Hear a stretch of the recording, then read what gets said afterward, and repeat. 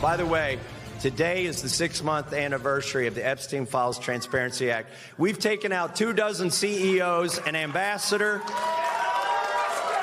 a prince, a prime minister, a minister of culture.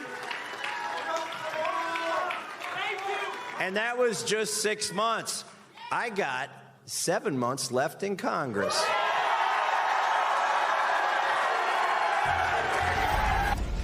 I have never seen a happier concession speech in my life. Hi again, everyone. It's 5 o'clock in New York. It's a political victory that might come back to bite Donald Trump in the you-know-where. That was Kentucky Congressman Thomas Massie conceding defeat last night in a Republican primary after being defeated by a candidate Donald Trump personally recruited to run against him because he was mad at him. Massie angered Donald Trump by being one of the main drivers in Congress for transparency around the Jeffrey Epstein files. Massie is hardly alone, though. Republican members of the Indiana State Senate and Republican Senator Bill Cassidy of Louisiana have all met the same fate after Donald Trump deemed them insufficiently loyal, even though they did all sorts of things that their histories suggest they didn't agree with, all in the service of loyalty to Donald Trump.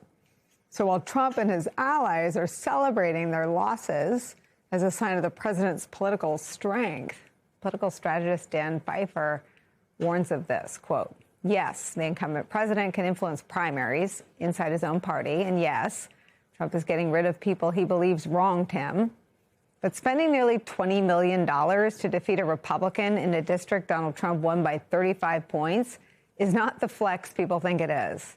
At best, this is a Pyrrhic victory, and Trump's revenge tour is a big problem for the GOP moving forward.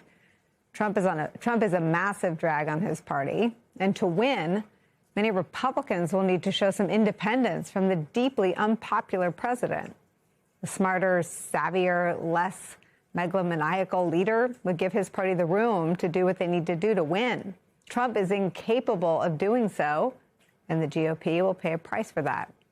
And Trump's quest for undying loyalty may have blocked his own agenda before the midterms are even finished. As Politico reports, quote, yesterday, a conquered and consequently unbridled Senator Bill Cassidy joined Democrats to become the 50th yes vote on a war powers resolution, opposed Trump's ballroom funding and reconciliation, and called Texas's AG Ken Paxton, Trump's freshly endorsed challenger for John Cornyn's Senate seat, a, quote, felon. That is likely just the beginning.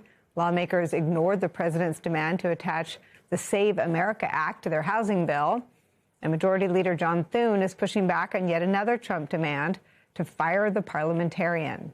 Even administration ally Senator John Kennedy expressed doubt about DOJ's $1.8 billion anti-weaponization fund. Now Cornyn could join their ranks. This closing of the ranks is happening as we speak. Politico is reporting that Senate Republicans are dropping the $1 billion in funding for Trump's pet project, that gilded ballroom, the picture of which Trump carries around like his favorite little whoopee.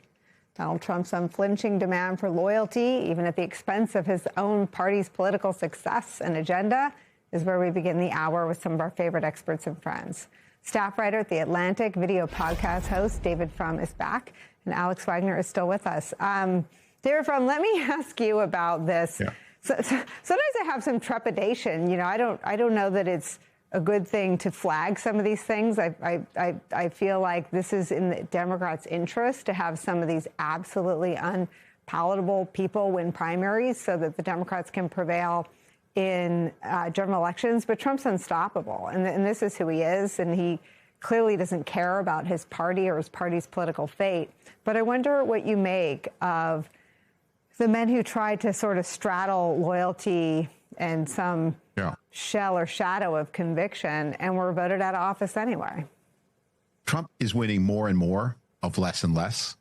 And the penny has to drop. I mean, I don't have a lot of sympathy for the plight of John Cornyn, for example, who was never a profile in courage. He was a normal Republican who tried to do normal Republican things, but never stood up for the American way in the way that Mitt Romney did, or even Bill Cassidy, who did vote for one of the impeachment convictions. And yet, And Cornyn also did things like name highways for Trump and other self-abasement. But yet he represented the American system working the way the American system is supposed to work. He is what you would expect a Republican from Texas to be, and he's not surrounded by this stench of scandal that Ken Paxton is. And still, Ken Paxton's scandalousness called somehow to Trump, and Cornyn looks like he's going to lose.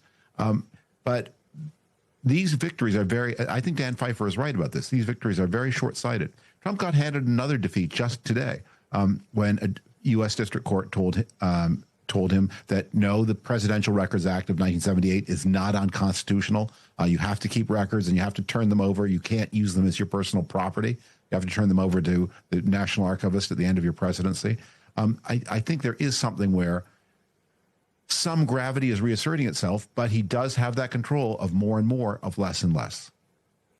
Yeah, I mean, Alex, even the redistricting gambit, which he seems more committed to than sort of elevating the political prospects for his own party, has this double-sided real political impact. And it is not, I don't know that anyone has explained to Donald Trump that when you change the maps, you make a 10-point wave adequate where a 15-point wave in the past might have been required. And I wonder what you make of all these moves that, politically at least for Trump, represent 2 steps forward, possibly 3 steps back.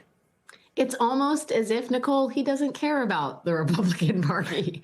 I mean, which is weird, right? Not because it's surprising that Donald Trump doesn't care about people other than himself, but because there is the very real possibility, one that he's keenly aware of, that he will face an impeachment trial, and that there will be oversight committee hearings dragging up all of the clowns in the administration to beclown themselves further in front of the American public. I mean, there are real costs to losing both houses of Congress, one or more.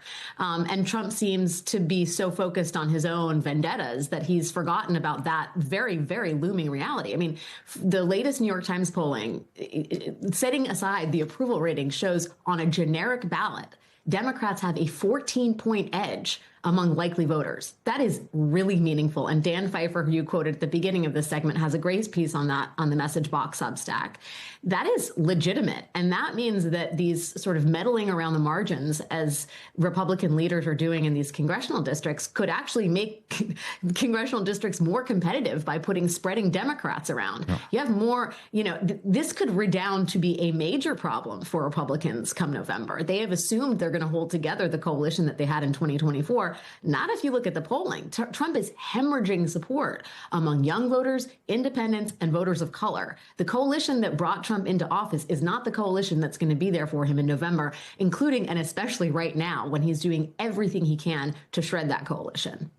Well, and even the pillars of his coalition, David Frum, are gone. I mean, he's lost 25 points among white, non-college educated voters, which since 2015 has been a central plank of his political coalition.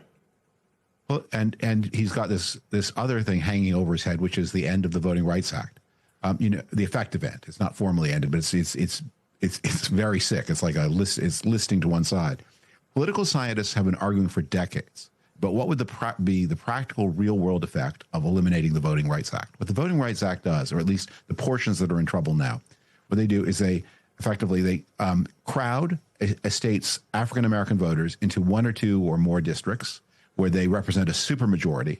So the people of those districts are guaranteed that they will be able to elect a fellow member of their group to the United States Congress. But what they also do is they then make the rest of the state less minority, less liberal, less democratic, and give Republicans advantages in all the parts of the states that are not crowded into the Voting Rights Act districts.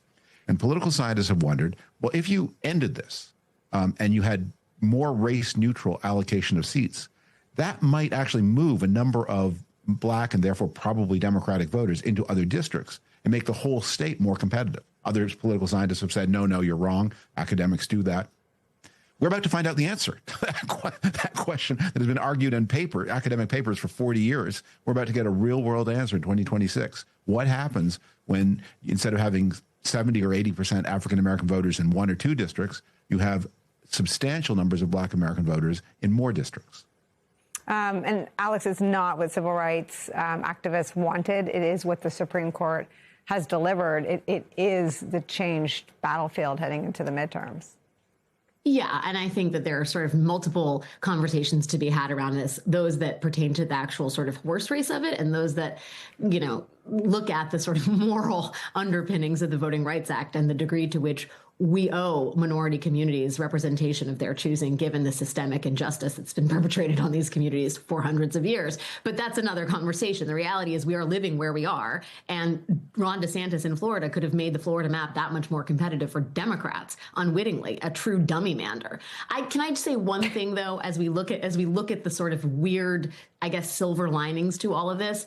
And while it is great that Tom Tillis and John Cornyn and Bill Cassidy have found their spines again because they are walking out of office or being tossed out of office, let us not give a pass to the Republican Party in the Senate that the only people who can decuck themselves away from Trump are the people who are leaving Congress. It is outrageous that the only people in the Senate in the Republican Party who feel like they have I keep using the wrong words, the backbone to stand right up words, to Trump. Alex. So we're just trained not to use them on television. They're the right words. No, this is right. The bar is so low. Yes. Yeah. Yes, that you only find your conscience when you're leaving. I mean, it's good, I guess, that they found it on their way out the door, but that's not a party. That's a group of cowards.